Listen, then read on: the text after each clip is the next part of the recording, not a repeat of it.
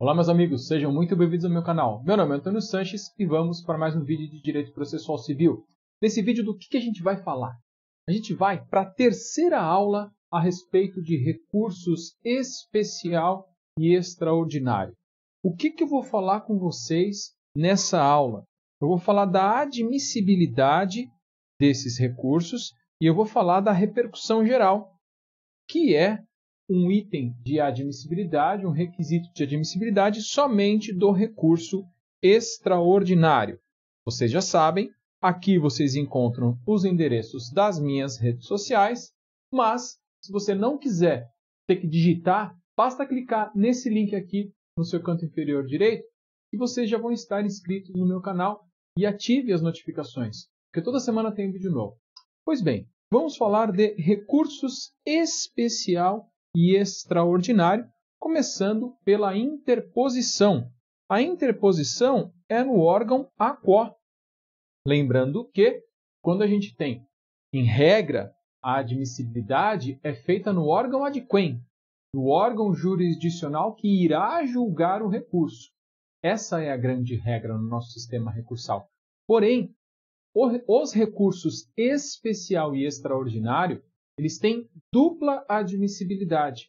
Primeiro é feita a admissibilidade no órgão aquo, no Tribunal de Justiça ou Tribunal Regional Federal, e depois no órgão adquem, no STJ ou no STF.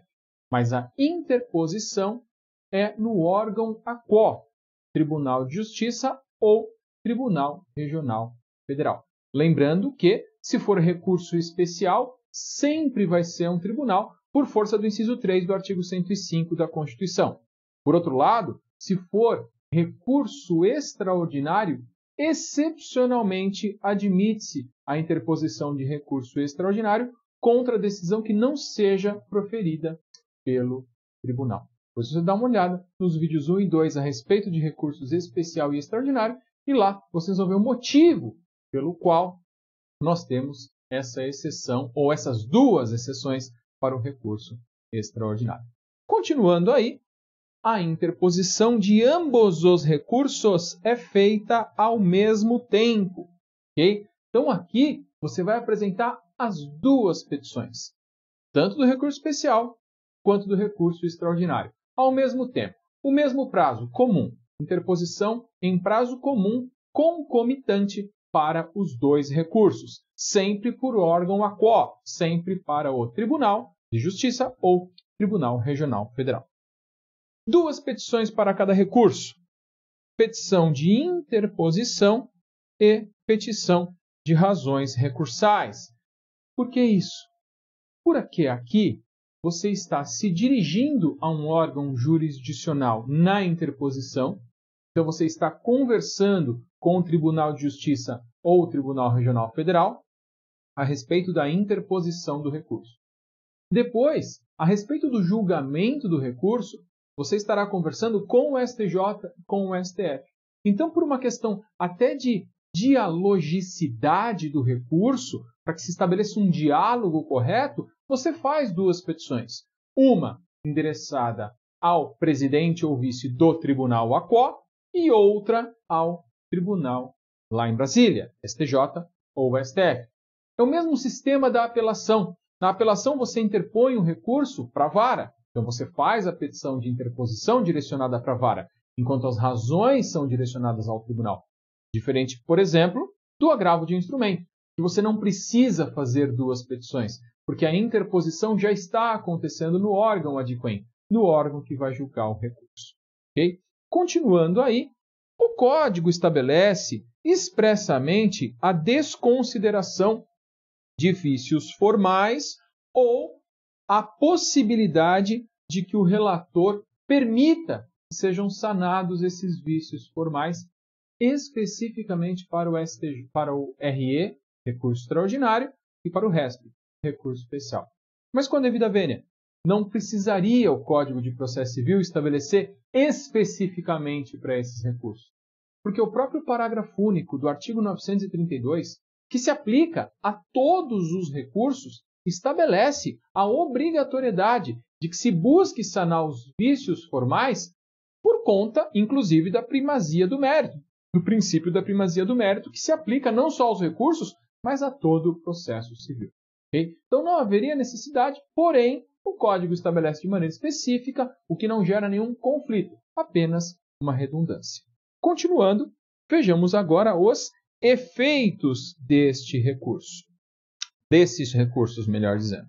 Nós temos o efeito devolutivo, lembrando que lá na aula de Teoria Geral dos Recursos, a gente já falou a respeito de todos os recursos. Então aqui eu não vou falar para vocês, reexplicar cada um dos efeitos recursais. Aqui nós só vamos analisar quais efeitos se encaixam, se caracterizam, ocorrem nesses recursos.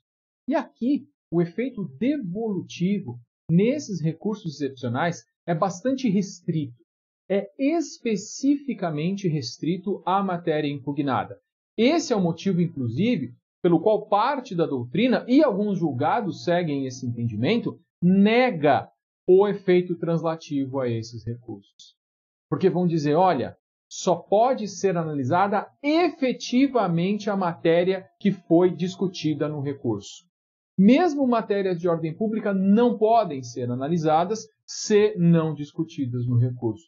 Porque o efeito devolutivo aqui desses recursos é realmente muito restrito. Claro que tem outro entendimento, como eu já falei para vocês lá naquele vídeo que fala dos efeitos recursais. Outro entendimento a respeito do efeito translativo.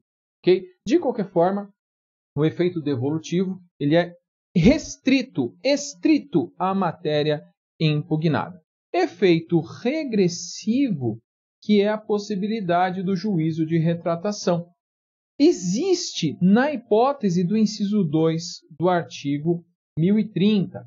Então, se for verificado que o acórdão proferido pela Câmara, Tribunal de Justiça, ou pela turma no Tribunal Regional Federal, se esse acórdão diverge do acórdão prolatado em regime de recursos repetitivos, o presidente ou vice do Tribunal de Justiça ou do Tribunal Regional Federal, analisando que isso aconteceu, pode devolver o recurso para a Câmara ou turma para que ela eventualmente exerça o juízo de retratação.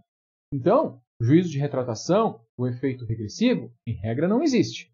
Mas na hipótese do inciso 2 do artigo 1030, que é essa que eu acabei de falar para vocês, existe sim o efeito regressivo nesses recursos. Continuando aí, efeito translativo é aquilo que eu acabei de falar para vocês. Efeito translativo, rapidamente lembrando o que ele é, não é? É a possibilidade de que o tribunal, o órgão adquém, analise de ofício questões de ordem pública. Por exemplo, legitimidade, competência absoluta e assim por diante. Okay? Esse efeito amplamente existe nos recursos ordinários. Aqui, nos recursos excepcionais, existe uma divergência a respeito do cabimento deste recurso. Para alguns, este recurso não tem, esses dois recursos, RE e RESP, não tem efeito translativo. Porque só pode ser conhecido aquilo que está devolvido por meio do recurso.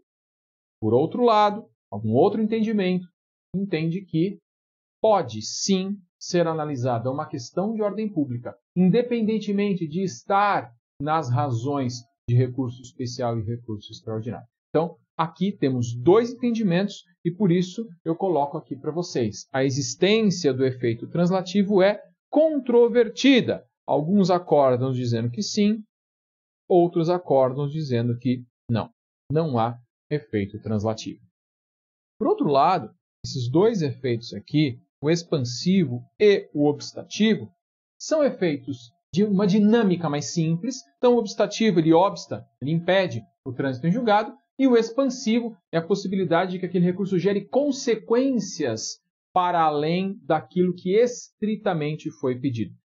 Esses dois efeitos são efeitos de aplicabilidade mais simples e existem da mesma maneira que existem para os outros recursos, existem para o recurso especial e para o recurso extraordinário. O mais importante aqui, do ponto de vista de ter algo diferente, fica por conta do efeito suspensivo. Não a respeito dele ter ou não ter. que é fácil? Você já sabe. O único recurso que tem efeito suspensivo op leges é a apelação. Nenhum outro tem. Quando nenhum tem, cabe efeito suspensivo op iudices, que é pedir. Isso não tem problema, isso não tem novidade. A grande novidade aqui é para quem a gente pede. Como que a gente pede o efeito suspensivo op iudices? Vamos dar uma olhada. Então, como eu acabei de te falar, nós não temos aqui o efeito suspensivo op leges, ok? Mas, não tendo efeito suspensivo op leges, nós temos a possibilidade de pedir ao magistrado que conceda o efeito suspensivo. Nesse caso, será o efeito suspensivo op iudices. E vamos falar do requerimento. Como eu já te disse, é o ponto mais nevrálgico aqui dessa situação. Primeira coisa que a gente tem que lembrar, tanto o recurso extraordinário quanto o recurso especial têm dupla admissibilidade. Significa que a admissibilidade primeiro é feita no órgão ACO. E qual é o órgão ACO? O Tribunal de Justiça, se for Justiça Estadual, ou o Tribunal Regional Federal, se for Justiça Federal. Depois que os autos são enviados para Brasília, lá em Brasília, de novo é analisada a admissibilidade no juízo ad quem. Lá no órgão ad quem, que são STJ e STF. A grande questão, então, é que durante a tramitação da admissibilidade no juízo ACO, isso pode demorar. O que pode acontecer, então? Pode acontecer do teu cliente ter tido um acórdão contrário aos interesses dele, e aí você vai interpor recurso especial, recurso extraordinário, vai pedir o efeito suspensivo, mas imaginem, até esse processo chegar lá em Brasília, pode ser que passem meses. E como essa decisão já está valendo, porque o recurso não tem efeito suspensivo, você precisa correr já para obter esse efeito suspensivo. Porque senão, essa decisão pode ser executada contra o seu cliente e ele vai sofrer prejuízos. E é isso que nós vamos analisar. Nesse período, entre a interposição até chegar lá em Brasília, durante esse período aqui, quem que analisa o pedido de efeito suspensivo? Vamos lá, então. Primeira hipótese, eu tenho a interposição. Então, você protocolou o seu recurso lá no Tribunal de Justiça e, muito tempo depois, vai ter a decisão de admissão. Essa decisão de admissão é aquela decisão do TJ que diz: está tudo ok com o seu recurso especial, com o seu recurso extraordinário, pode ir para Brasília. Mas nesse ínterim tem aqui o prazo para contrarrazões. Depois, então tem o prazo para contrarrazões, tem o prazo para análise da admissibilidade. Pode demorar muito tempo. Então, nesse meio tempo aqui, se você precisar de um efeito suspensivo, para quem que você pede? Você pede para o presidente ou vice do tribunal ACO. Para esse tribunal que vai analisar primeiramente a admissibilidade. Então aqui, pensando na justiça estadual, você teve da Câmara do TJ uma decisão, um acórdão que contraria os interesses do seu cliente, e aí você vai pedir, vai entrar com RE ou RESP, vai dirigir o seu recurso ao presidente ou vice do TJ e para ele também você vai pedir o efeito suspensivo. Porque, na verdade, nem há que se falar em pedir para Brasília. Você não sabe se o teu recurso vai para Brasília ou não. O que você sabe é que você precisa imediatamente de um efeito suspensivo. Por isso, é para o presidente ou vice do Tribunal de Justiça ou Tribunal Regional Federal. Aí você vai falar assim: Antônio, eu peço para o presidente ou eu peço para o vice? Depende. Depende do Tribunal de Justiça. Cada Tribunal de Justiça, no seu regimento interno, estabelece qual é o órgão competente para analisar a admissibilidade de recursos para o STJ e para o STF. Por isso, você tem que entender também o funcionamento interna corporis ali do tribunal do seu estado ou da sua região, na hipótese de Tribunal Regional Federal. Por isso, é importante sempre conhecer o regimento interno daquele tribunal. Pois bem, mas vamos imaginar então que o seu processo está paralisado. Por que ele está paralisado? Porque o que você está discutindo naquele recurso, tá? Então você teve aqui o acórdão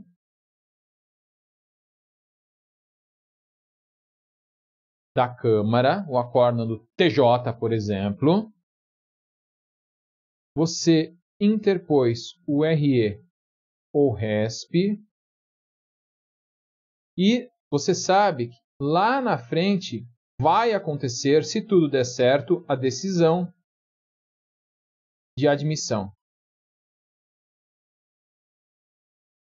Só tem uma coisa. Durante esse ínterim aqui, não importa em que momento, a matéria que você está discutindo nesse RE ou RESP, ela foi afetada. O que significa ser afetada?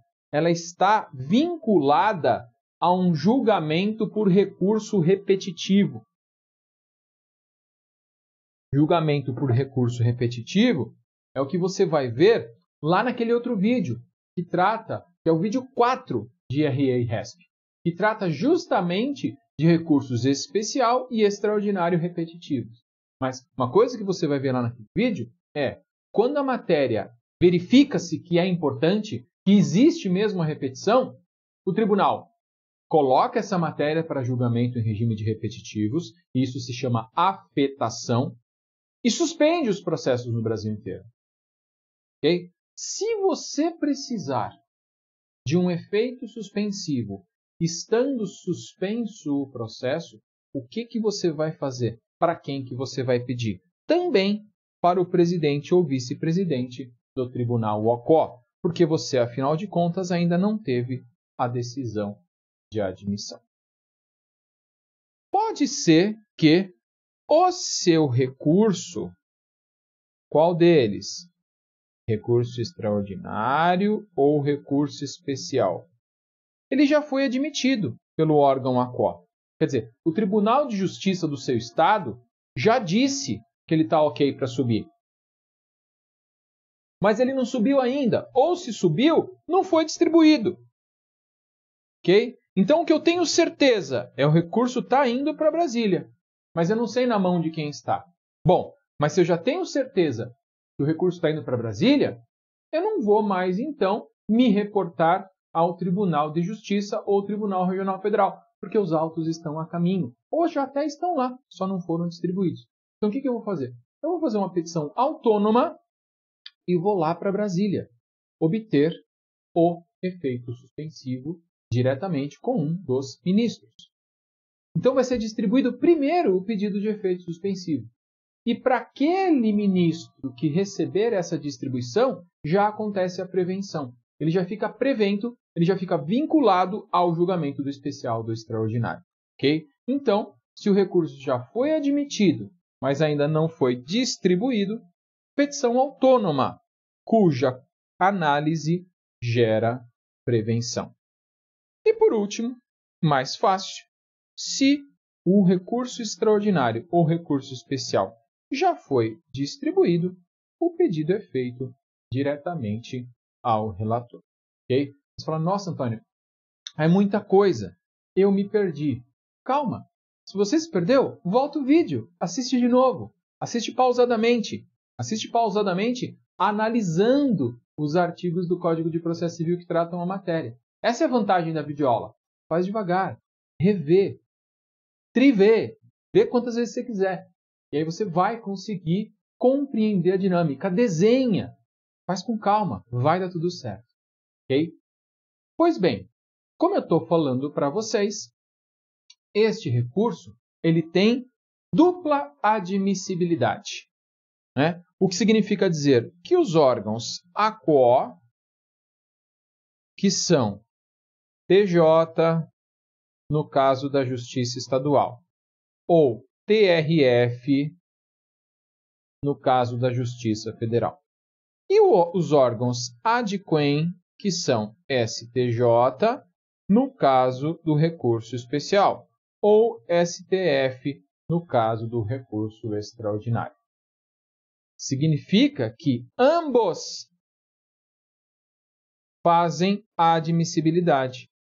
Primeiro é feita a admissibilidade no Estado ou no Tribunal Regional Federal, depois é feita a admissibilidade em Brasília. Mas, cuidado, existe um requisito de admissibilidade que é a repercussão geral. Ela não é um requisito de admissibilidade dos dois recursos, RE e RESP. A repercussão geral é um requisito de admissibilidade somente do recurso extraordinário. E esse requisito, essa análise, ela é exclusivamente feita no Supremo Tribunal Federal, que é o órgão adquem para o recurso extraordinário. Então, nós não temos aqui desse requisito de admissibilidade, dupla admissibilidade. Okay? Então, RE e RESP funcionam de maneira igual. Só que, então, ambos são analisados aqui no tribunal, ambos são enviados para Brasília. Em ambos, a análise ocorre novamente de todos os requisitos de admissibilidade, com exceção do recurso extraordinário. Ele analisa aqui no Estado, vai para Brasília e, antes de analisar a admissibilidade, analisa a existência de repercussão geral, lá no Supremo Tribunal Federal. Okay? Então, cuidado, que esse é um requisito diferenciado para o recurso extraordinário. Daqui a pouquinho eu já vou falar da repercussão geral para você. Okay? Mas eu vou deixar a repercussão geral para o final desse vídeo, porque agora eu vou continuar naquilo que é comum para os dois recursos, e depois a gente fala da repercussão geral. Ok? Então, continuando aí, procedimento ainda no órgão ACO. Ok? Ainda no órgão ACO, ainda no tribunal. Pois bem, foi interposto o recurso naquele prazo de 15 dias, que é comum para todos os recursos, como vocês já sabem. É feita a intimação para contrarrazões recursais, parte contrária é responder. Depois o prazo para contrarrazões é feita a admissibilidade pelo órgão ACO, pelo, já se sabem, TJ ou TRF. Quem? Presidente ou vice-presidente. Ok? Então, vou desenhar aqui para você de novo. Então, eu tenho lá o TJ, né? Vamos por Tribunal de Justiça. Então, eu tenho lá a presidência. E eu tenho as câmaras que julgam os recursos. Okay? A sua apelação foi julgada pela Câmara. Lá, na sua apelação, você teve um relator. Okay? Foi proferido um acórdão.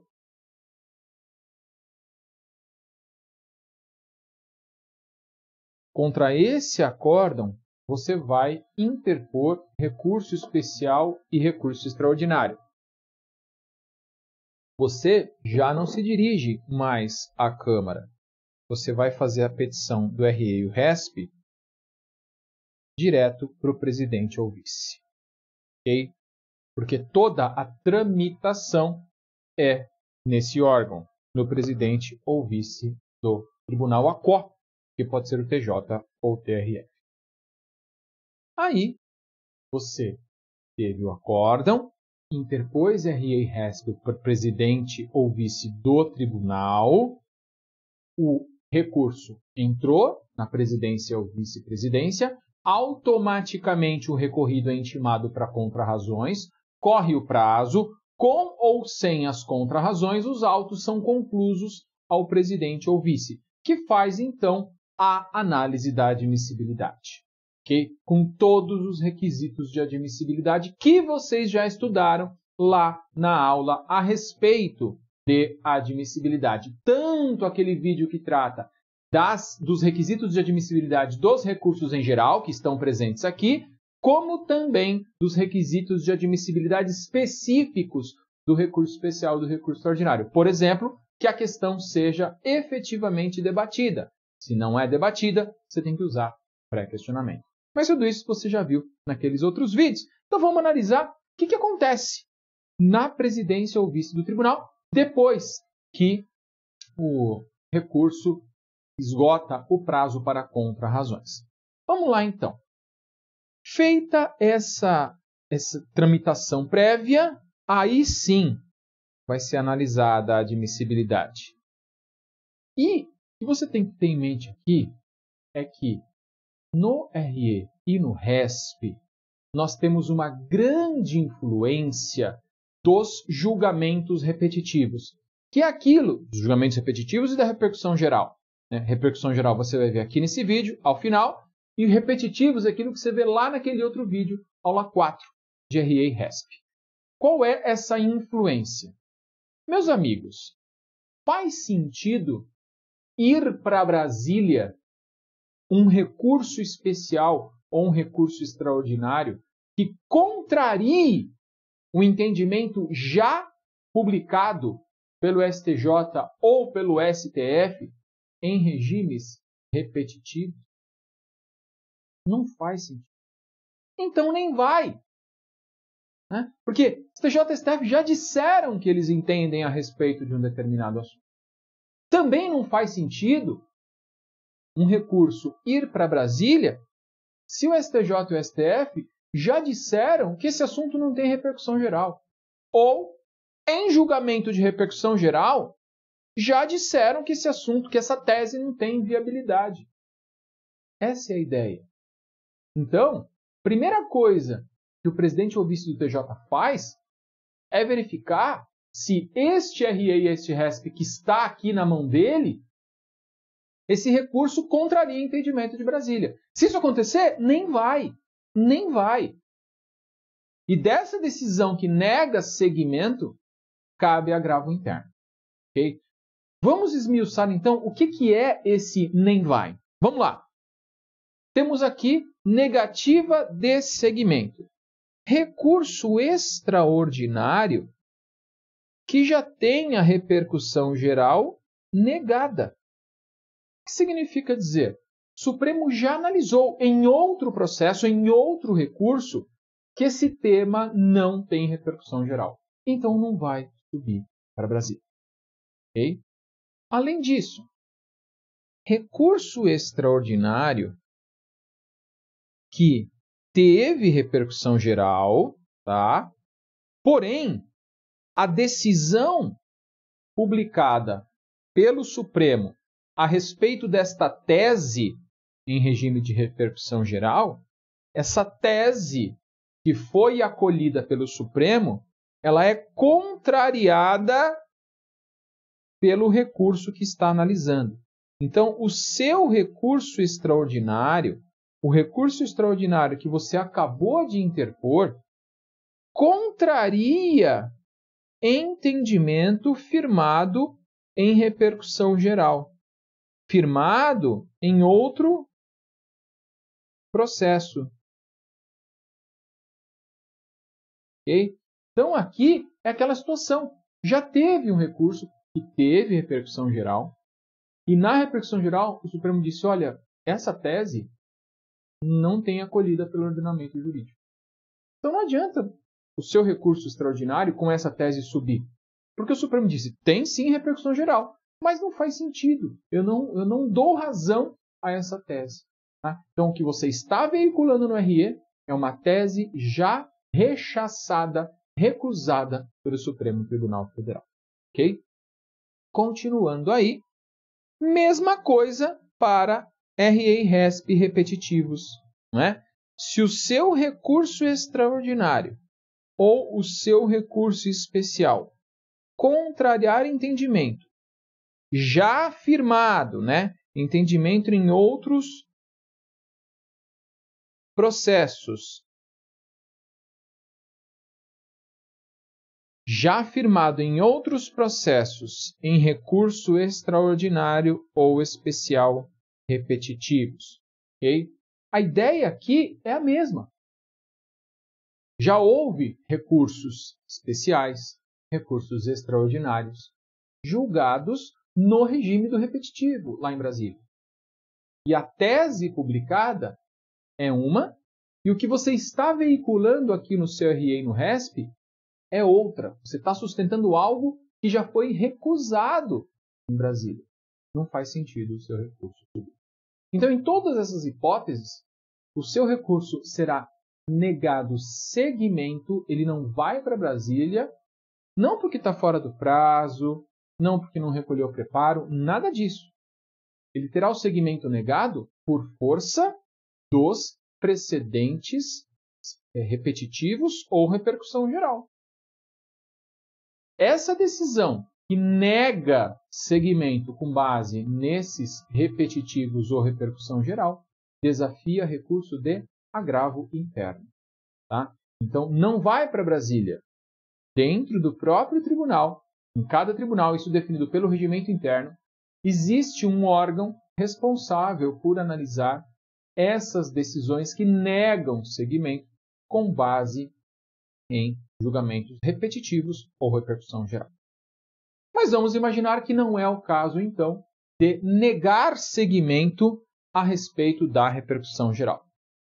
Vamos imaginar que é o contrário.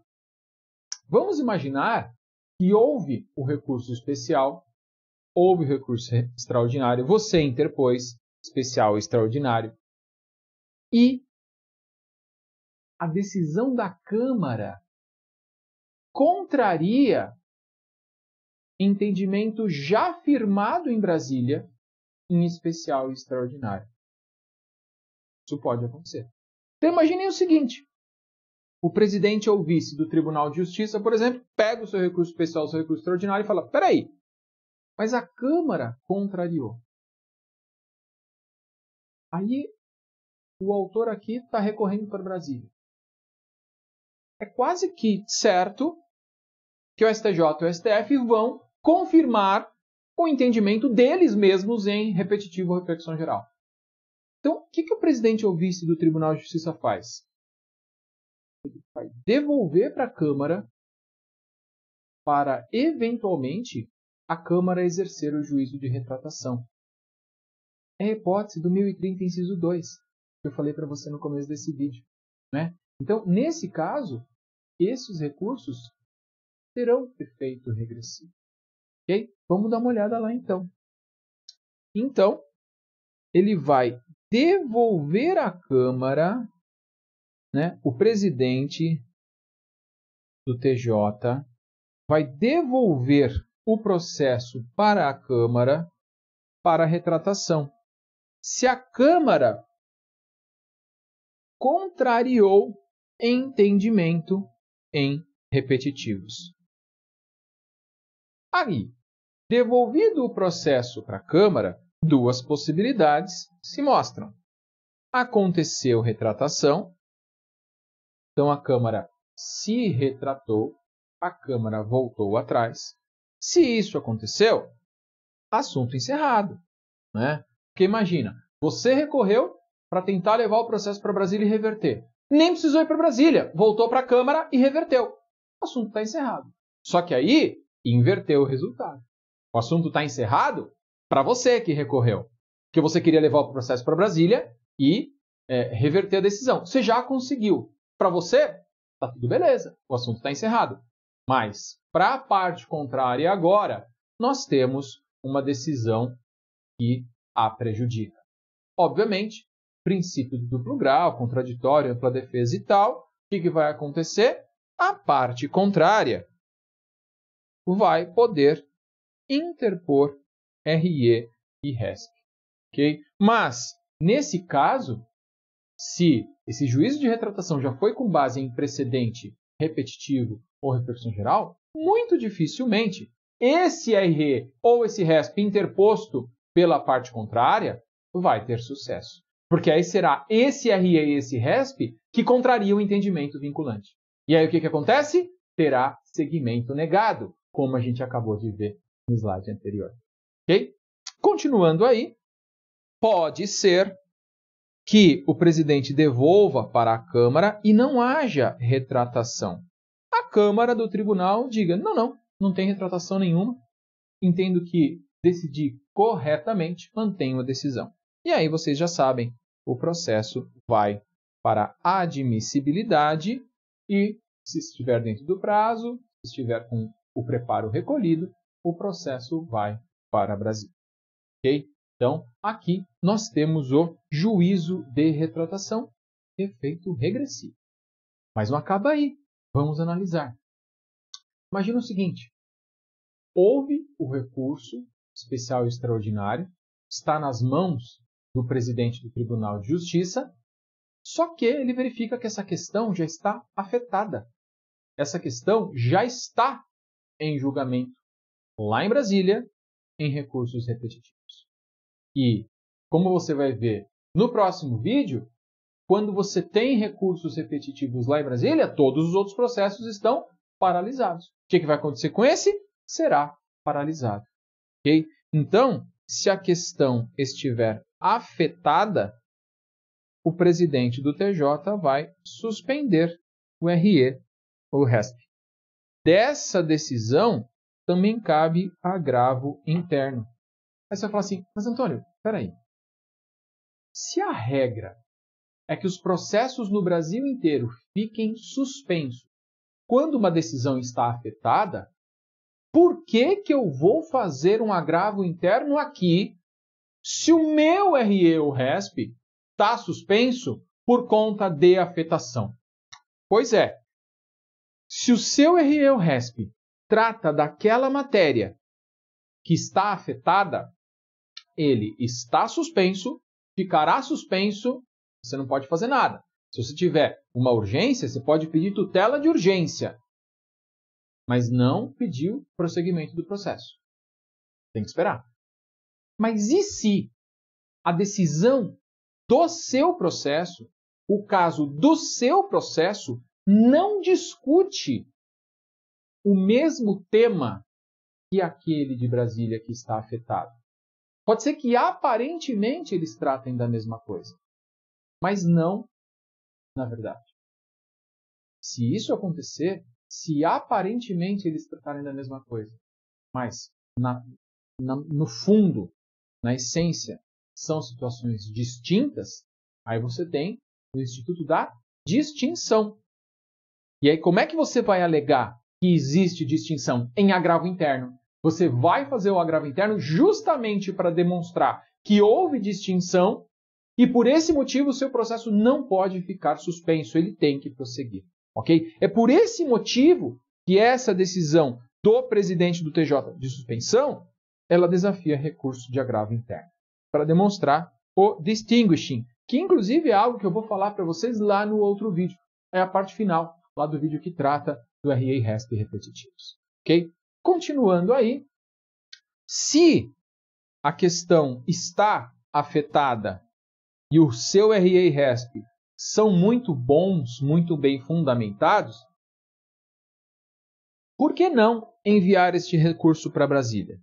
Então ele pode, ainda que haja afetação, selecionar o seu recurso e enviar para o STJ ou o STF, para que eles façam parte daquele rol de recursos julgados pelos repetitivos. Ok? Então, percebam, até agora, toda a atenção do presidente ou do vice do TJ se voltou para a compatibilidade deste RE e RESP interposto com eventuais outros REs e RESPs que já tenham sido julgados em regime de repetitivo. Vencida essa análise do seu recurso ser influenciado ou não por repetitivos, se não tem nada a tratar nesse aspecto, aí ele vai analisar os requisitos formais. Se está dentro do prazo, se as petições estão corretas, se o recolhimento das custas foi feito, se tem legitimidade recursal, se não houve renúncia, etc, etc, etc. E, com base nessas questões formais, o recurso pode ser enviado para Brasília ou não, ok? Então, é a última etapa, análise dos requisitos formais e envio dos autos a Brasília. Claro, se a análise da admissibilidade fizer um juízo positivo. Agora, pode ser negado o segmento, né? O Tribunal de Justiça pode entender que faltam requisitos de admissibilidade. E aí, então, o recurso é o agravo do artigo 1042, que, por ausência de um nome mais específico, é chamado de agravo em RE e RESP. Okay? Então, o que nós temos aqui? Se a negativa de segmento foi com base nos precedentes repetitivos ou repercussão geral, agravo interno, julgado pelo próprio tribunal, por um órgão definido pelo regimento interno do tribunal, Tribunal de Justiça ou Tribunal Regional Federal. Agora, se a negativa de segmento foi por ausência de requisitos formais, aí é agravo RE e RESP do 1042, que será julgado pelo STJ e pelo STF. Você vai estudar esse recurso do agravo do 1042 em outro vídeo aqui no canal. Okay? E contra a negativa desse agravo do 1042, cabe reclamação, como você também vai estudar lá no vídeo aqui no canal que trata de reclamação. Ok? Ufa! Passamos pela admissibilidade, não é? Feita a admissibilidade, se aqui no órgão ACO a admissibilidade for positiva, os autos são enviados para Brasília. São enviados para onde para Brasília? Depende. Se existe só recurso extraordinário, para o Supremo. Se existe só recurso especial, para o STJ. Mas e se existem os dois? Pois é, se existem os dois, vai primeiro para o Superior Tribunal de Justiça. Okay? Se interpostos ambos, vai para o STJ o processo, com os dois recursos. Poxa, Antônio, mas o STJ julga os dois? Claro que não. O STJ julga o recurso especial.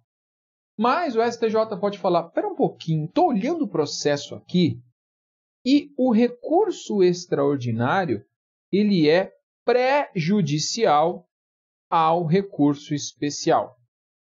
Prejudicial, pré-julgado, prejudicado, julgado antes. Então pode ser que o STJ pegue o processo e diga assim, não. O STF tem que julgar primeiro o extraordinário para depois eu poder me manifestar em especial. O que o STJ faz? Manda o processo para o Supremo. O Supremo pega, olha, fala, realmente, o recurso extraordinário é prejudicial. Julgo o extraordinário, devolvo para o STJ. Mas o Supremo pode dizer, não há prejudicialidade.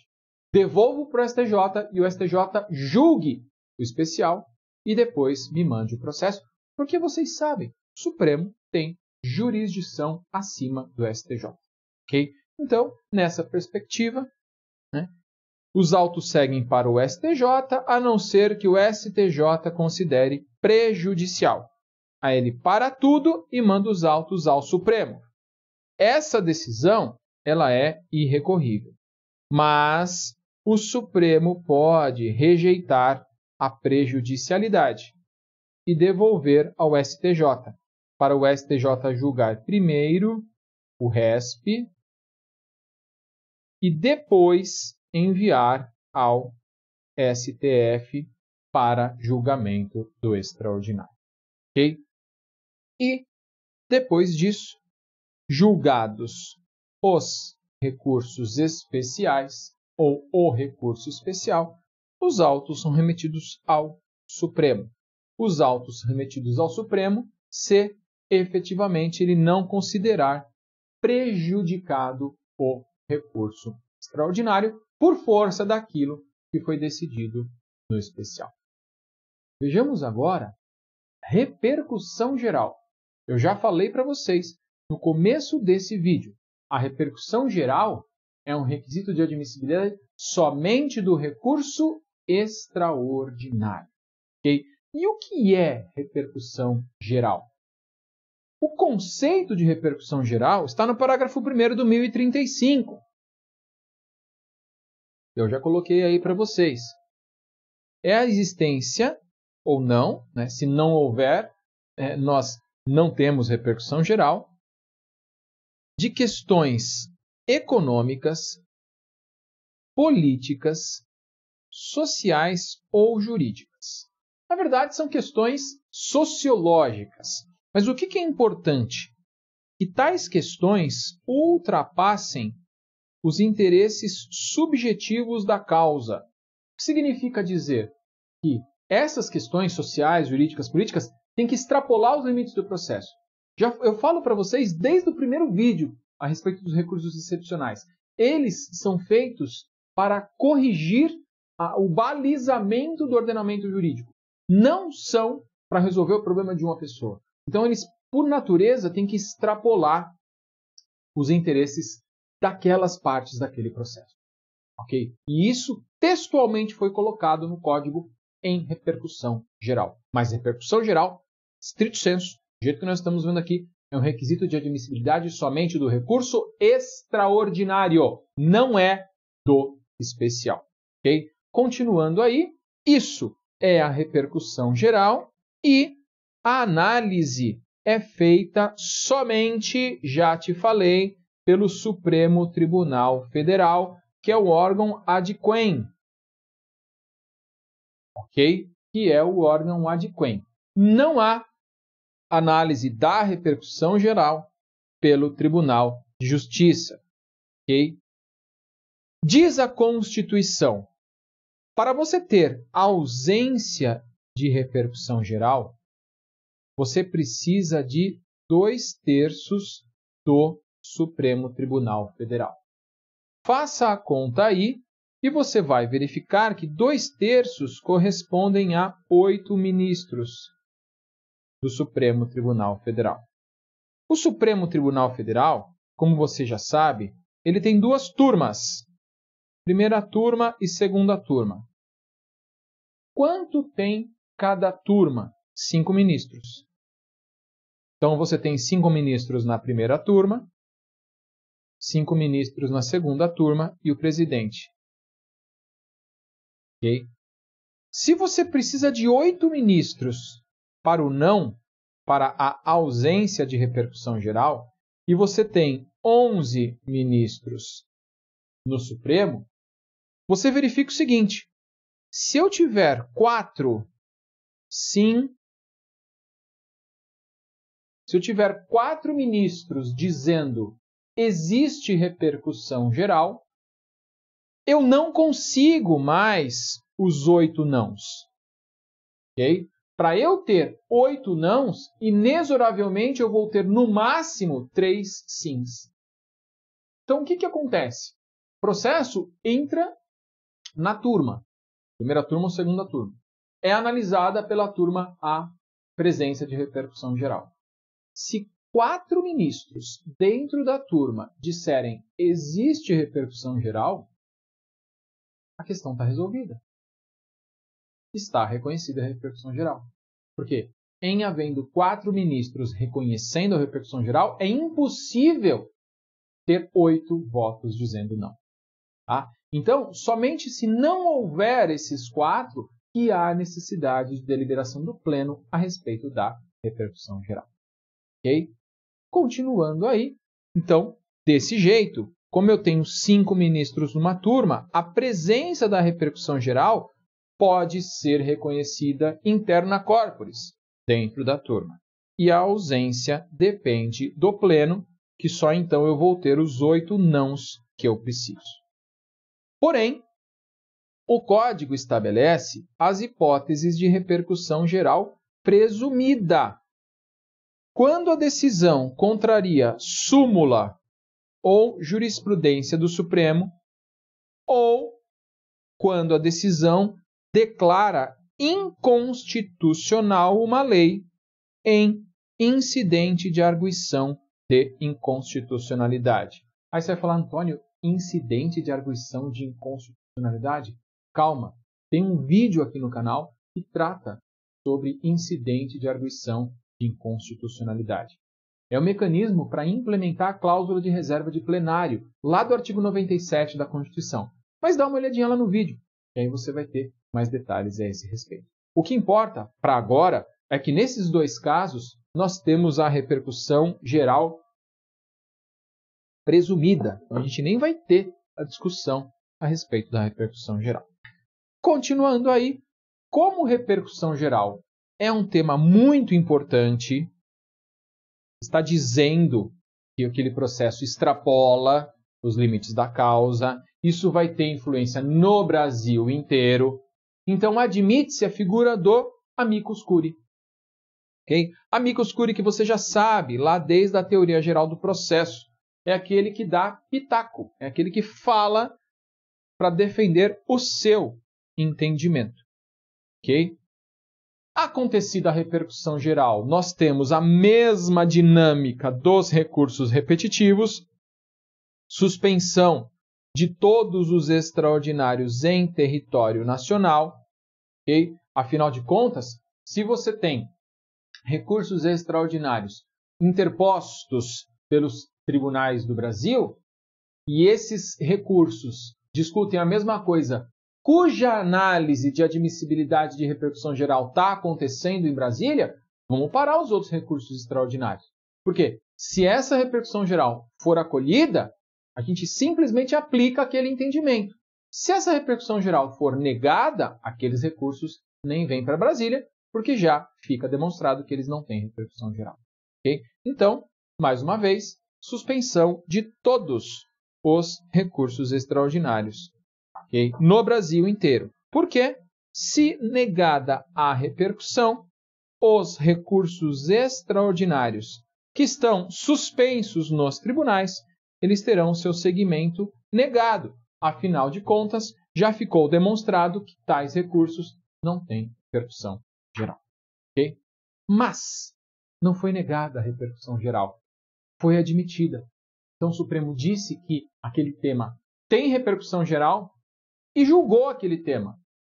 Né? Ele deu o seu posicionamento a respeito daquele tema. Legal! Então agora vamos aplicar o entendimento do Supremo para todos os processos. E é aí, né, a repercussão vai acontecer. Esse processo vai repercutir nos outros processos que discutem essa mesma tese. Como? Dessa maneira aqui. Okay? Então, você vai ter a repercussão geral sendo decidida pelo STF, okay? E esse recurso, enquanto não for decidido, você tem a suspensão dos processos. E aí, imagina o seguinte, okay? É a historinha que eu sempre conto lá para os meus alunos na graduação. Então, imagina que você teve um processo contra mim.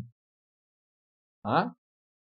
Você teve um processo contra mim, você ganhou na primeira instância.